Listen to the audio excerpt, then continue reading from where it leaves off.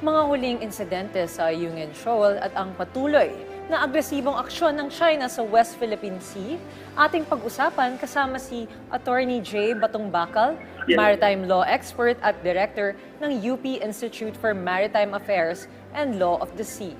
Attorney J, magandang tanghali po at welcome sa Bagong Pilipinas Ngayon. Hello, magandang tanghali po sa inyo at sa lahat po nakikinig. Magandang tanghali po. Sir, una po sa lahat, ano po ang opinion nyo sa patuloy na diplomatic at mapayapang approach ng pamahalaan sa napakaraming aggressive actions ng China sa ating teritoryo? Well, una po, tama lang iyon. Dahil sa Pilipinas po, kahit po sa ating saligang batas, talagang tinatakwil po natin ang digmaan at paggamit ng dahas sa ating foreign policy. Kaya yung paggamit po ng diplomasya ay tama lang po yun po nasa ayon sa ating batas. At pangalawa, doon po rin nakikita na ang Pilipinas talaga ang nasa tama dito dahil kahit paano yung tignan, no, yung kabila po lagi ang gumagamit talaga ng dahas at pamimilit, no, dito sa issue na ito. Okay, sir, dito po sa pinakahuling insidente sa Yungin Shoal noong June 17, pakipaliwanag nga po sa ating mga kababayan, is this considered an armed attack? At paano po ba ilalarawan ng insidente na ito sa ilalim ng UN Charter at ng Mutual Defense Treaty? Ano po ba ang nakasaad sa ruling? Kasi yung nakita natin sa video, hindi po ba armas yung mga acts na yon at mga patalim? Opo, mga ano din yun, no? Para sa po sa ordinaryong tao, yan po ay armed attack dahil gumamit ng sandata. Pero kasi ang usapin dito ay legal, no? Una, dun sa UN Charter o United Nations Charter. Sa ilalim po noon ay malinaw na ito ay isang tinatawag na illegal use of force and coercion, no? Labag po talaga ito sa mga prinsipyo ng batas internasyonal. Hindi dapat gumagamit ng dahas, pananakot at pamimilit ang mga bansa, no?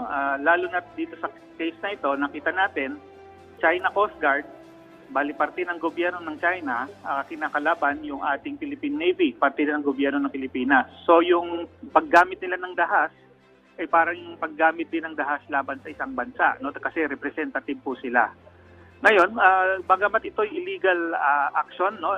Unlawful in international law, at maaaring tawagin na armed attack sa in the ordinary sense, no?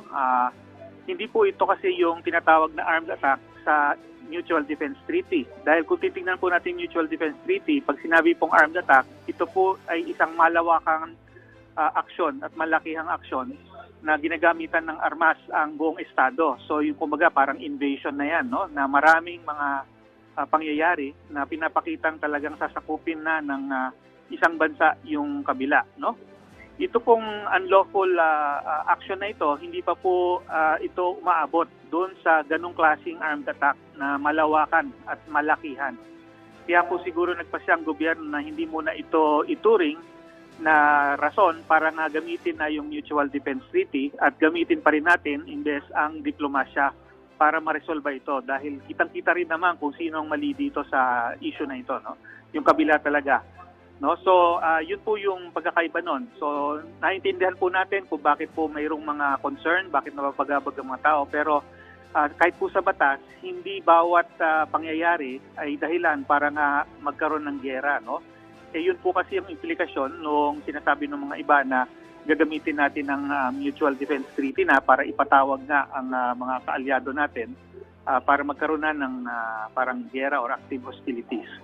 Sa ngayon po, ang gamit ng Mutual Defense Treaty ay yung ibang option. Meron po kasing provision doon na pwede namang magkonsultasyon at magtulungan yung mga kaalyado sa mga ibang paraan na pwede nilang isagot dito sa pangyayari na ito. So mga kunwari, maaari nilang pag-usapan economic sanction, political action, at iba pa pamamaraan na hindi pa yung tinatawag na retaliation o kaya self-defense, no, nasagot doon sa pangyayari.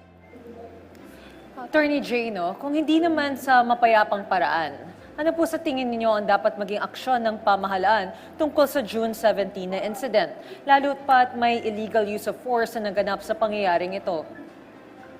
Well, siyempre po, no, hindi po hindi tayo atras doon sa posisyon na yun at talagang illegal use of force yan, no? Bagamat hindi nga siya yung sufficient to create situation ng gera, no, ng war. Pero dapat gamitin din pa rin natin yan sa una para i-demand sa China na ayusin naman nila yung kanilang pakikitungo sa atin, no? Kaya nga nag-advocate din ako, palitan na nila yung sugo nila para magkaroon ng fresh start, no? Start from scratch sa pag-uusap. Pangalawa, syempre yung demand for compensation doon sa ginawa nilang damage dahil talagang kahit papanong tignan, sila talaga yung doon. Hindi nila talaga dapat ginawa yon. Pangatlo, dahil nga alam natin na nagmamatigas ang China, dapat patuloy pa rin ang ating pakikitungo sa ating mga kaibigan, kaalyadong bansa para magkaroon din ng ibang pressure, no, ibang aksyon naman na pwedeng makakreate ng pressure nga sa China para talagang kausapin tayo ng matino, no? At kasunod pa noon, dapat siguro at the minimum ikampanya din natin sa mundo na wag na silang makipagtungo dito sa China Coast Guard, no, na parang nagpapanggap lang siya ng Maritime Safety Agency, no? Dahil doon meron siyang mga contacts and cooperation arrangements sa ibang bansa. Pero malinaw na hindi siya ganon, malinaw na ginagamit lang siya para gamitan ng dahas ang ibang bansa na contrary talaga sa nature and purpose ng isang Coast Guard. So kahit po yun, dapat siguro ihilingin natin sa international community para parang ma-sanction, ma-censure o ma-ostracize, no? Itong China Coast Guard at tigilan nila yung mga ganyang klaseng activity. Okay. Attorney Jay, may tanong po ang ating kasamahan sa media na si Patrick De Jesus ng PTV. The AFP monitors the presence of a China Coast Guard monster ship near BRP Sierra Madre in Ayungin Shoal. Following the incident last week, does this show that China will continue its aggressive and reckless acts? And how should the government prepare for this? Well, yan po, parte po yan ng isang malawakang parang intimidation, no? Pananakot sa ating bansa na ginagawa ng China. Pinapakita nila na ang kanilang lakas ng puwersa at kaya nilang gawin ang gusto nila. Pero sa kabila nun, lahat po yan ay illegal. Kaya hindi po tayo dapat magpapatakot dyan. Wala po talaga silang justification na ipilit ang sarili nila sa atin dahil ang international po ay hindi kampi sa kanila, kampi po sa atin, no? Sa atin, wag tayong magpatakot, no? Ipatuloy lang natin ang dapat nating gawin, which is yung paninindigan at pagsusulong ng ating karapatan sa West Philippine Sea nang-aayon sa batas, nang-aayon sa mapayapang paraan. Okay, may kasunod pa pong tanong si Patrick De Jesus. Ano daw po ang reaksyon ninyo sa desisyon ni Pangulong Marcos Jr. na hindi pag-publicize sa schedule ng RORE? Well, okay lang po yun kasi nasa sa atin naman talaga kung gusto nating i-publicize o hindi. Whether or not we publicize, tayo po ang nagdidesisyon. Hindi po tayo humihingi ng kahit anong panghintulot o kaya approval sa ibang bansa kahit i-publish natin yan, no? Para sa akin po siguro nandun naman yan sa kumbaga nag-handle ng operations ng mga RORE. Sila dapat ang magde-decide yan dahil siyempre resupply yan ng ating mga tropa. Kung ano yung pangangailangan nila dapat nating isusustento, ibigay, no? So sa akin, whether you announce it or not, okay lang po sa akin yon. Basta malinaw na talagang hindi naman tayo nanghihingi ng permiso sa ibang bansa sa pag-publish ng mga yon. At best, baka lang for purposes of safety natin na ginagawa yon para kung sakaling may masalubong sila, hindi sila magugulat na nandun tayo. Attorney Jay, no? Sir, naniniwala din po ba kayo na walang naitutulong ang Chinese embassy officials sa bansa upang maayos o matigil na ang aggressive move ng China sa ating mga teritoryo at kababayan? Opo, kasi nitong mga nakaraang taon, nakita natin na nakakadagdag lang siya sa pagkakasira ng relasyon ng China at ng Pilipinas, no? Naalala natin, nung minsan binantaan pa niya yung ating mga OFW sa Taiwan. Tapos parang hindi po totoo yung kanyang paniwanag na hindi daw ginamitan ng laser ang Coast Guard o kaya na hindi daw inagaw ng China Coast Guard yung hinihilan natin na rocket debris, no? Na talagang nakalutang lang naman doon, no? At talagang inagaw nila forcefully. Tapos marami pa pong ibang mga instances na nakita natin na parang pinagsasabihan pa tayo kung anong dapat nating gawin as if hindi po tayo isang malayang bansa, no? So dahil po doon at itong recently mga insidente kunwari ng mga supposed na recording ng mga secret communication, yung mga pagsiwalat nila ng mga confidential discussions with DFA, lahat po yan nakakasira lang po ng tiwala yan at nakakasama lang po yan sa relasyon ng Pilipinas at China. So malinaw na malaking bahagi ng pagkakawalan ng tiwala at ng pagkakaunawa dito sa dalawang panig ay dahil din dyan sa Chinese Embassy, yung mga tauhan nila dyan. So dapat silang palitan na at the very least, no? And that is being, kumbaga, that is a diplomatic way already, no? Hindi naman natin hinihingi yung kanilang daliri, hindi naman natin hinihingi natin na parusahan sila, ang hinihingi natin ipalit sila ng mas matinong kausap.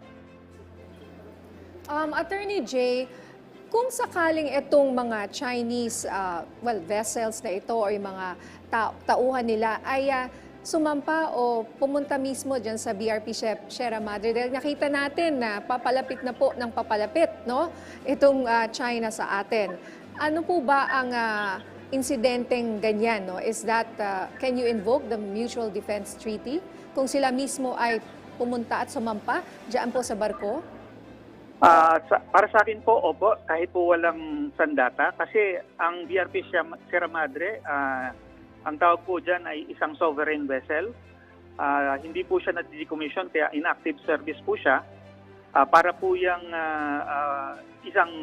parang isang active service na vessel na mayroong karapatan na gumamit ng self-defense kung merong mga tao, mga hostile na tao na sasampa sa kanya at pipilitin siyang kunin, no? Kung active service vessel po yan, kagaya ng BRP Jose Rizal, ay fully justified po sila na gamitan ng dahas para depensa ng sarili na at pigilan ang sino mang nagtatangkang kumuha sa kanya. So ganun din po ang Sierra Madre, kahit po siya ay kinakalawang at hindi gumagalaw. Ganun din po ang status niya. It is still an active service military vessel na pwedeng gumamit ng unit self-defense na tinatawag, no? Yung self-defense ng sariling unit niya for its own safety and security. Okay, sir. Maraming salamat po sa inyong oras. Attorney Jay Batong-Bacall, Maritime Law Expert at Director ng UP Institute for Maritime Affairs and Law of the Sea.